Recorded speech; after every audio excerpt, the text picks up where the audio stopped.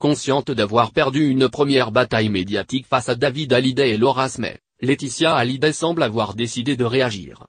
Alors qu'une rumeur a circulé en fin de semaine dernière sur le recrutement possible d'un communicant de crise, force est de constater que la communication du clan de la veuve de Johnny Hallyday a radicalement évolué au cours des derniers jours.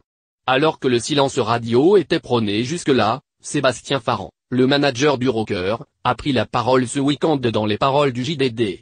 Et ce mardi 27 mars, c'est au tour de l'un des plus fidèles amis de Johnny, Pierre Billon, de s'exprimer dans les colonnes du Parisien. Cette volonté de parler, Pierre Billon le dit lui-même, c'est avant tout pour prendre la défense de Laetitia Hallyday.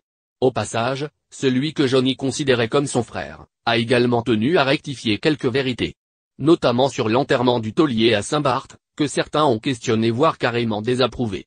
Pour Pierre Billon toutefois, il ne fait aucun doute que Johnny Hallyday souhaitait profondément être inhumé dans les Caraïbes. Après une tournée éreintante, il m'avait écrit « Mon Pierre. Enfin arrivé chez moi à Saint-Barth. Je le montre à ceux qui assurent qu'il ne voulait pas être enterré à Saint-Barth.